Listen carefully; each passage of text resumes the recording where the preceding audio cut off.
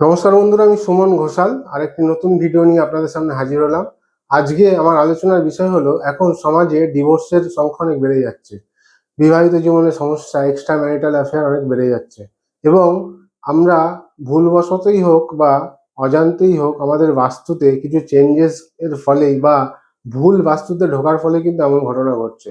এবং অনেকেই আমাদের কাছে আসে যে ডিভোর্সের গোড়ায় দাঁড়িয়ে তখন আমাদের কাছে সলিউশন চাইতে আসে। কিন্তু যদি আমরা বাচ্চাটাকে ভালোভাবে আগে থেকে অ্যানালিসিস করে জোটক বিচার করে বিয়ে করি, বা আগে থেকে অ্যানালিসিস করে তার প্রতিকার করে নিই, তাহলে কিন্তু ডিভোর্সের সংখ্যাটা কমতে পারে। আজকে আমার আলোচনা হলো, এরকম ডিভোর্স নেই, কি কি যোগ থাকলে জন্মছকে ডিভোর্সের চান্স আছে, বা কোন কোন নক্ষত্রে আপনার কি কি প্ল্যানেট থাকলে বাচ্চাটে সেপারেশন আসতে পারে, এই নিয়ে আমার আলোচনা। তাই আজকের ভিডিওটি স্কিপ করবেন না। আসা যাক আজকের আলোচনায়।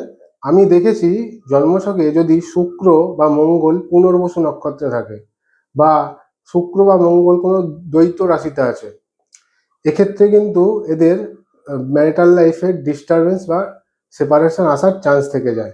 যাদের দ্বৈত লগ্ন বা দ্বৈত রাশি, যেমন মীন লগ্ন মীন রাশি, মিথুন লগ্ন মিথুন রাশি, কন্যা লগ্ন কন্যা রাশি, বা ধনু লগ্ন ধনু রাশি, এদের কিন্তু ম্যারিটাল লাইফে ডিস্টার্ব আসে।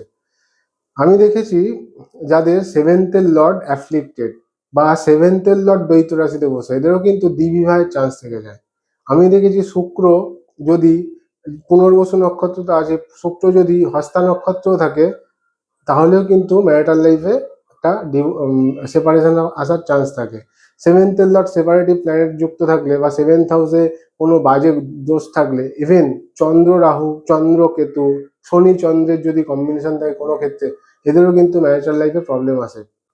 আমাদের বাস্তু অনুযায়ী বাড়ির দক্ষিণ পশ্চিম দিক হলো রিলেশনশিপের কর্নার। এই দক্ষিণ পশ্চিম দিকে যদি কিচেন থাকে, বাথরুম থাকে, দক্ষিণ পশ্চিম দিক কাটিং বা এক্সটেনশন আছে, দক্ষিণ পশ্চিম দিক ঢালু বা এন্ট্রান্স চলে এসছে, এখানেও কিন্তু আপনার ম্যারিটাল লাইফে একটা প্রবলেম থাকার চান্স থেকে যায়।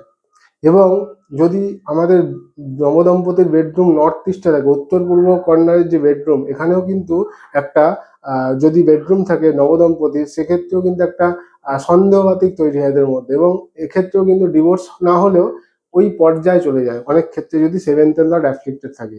বাড়ির পূর্ব দিকে সিঁড়ি থাকলে মেয়েদের ক্ষেত্রে দেখেছি একটা ম্যারিটাল লাইফে প্রবলেম আসে। বাড়ির দক্ষিণ পূর্ব কর্নারে জল থাকলে, ওভারহেড ট্যাঙ্ক থাকলে, এক্ষেত্রেও কিন্তু ম্যারিটাল লাইফে প্রবলেম আসার চান্স থেকে যায়। এবং বাড়ির নর্থ ওয়েস্টে যদি কোনো কিচেন থাকে, তাহলে কিন্তু এই স্বামী স্ত্রীর মধ্যে ঝগড়া বেড়ে যায় নর্থ ওয়েস্টের মধ্যে।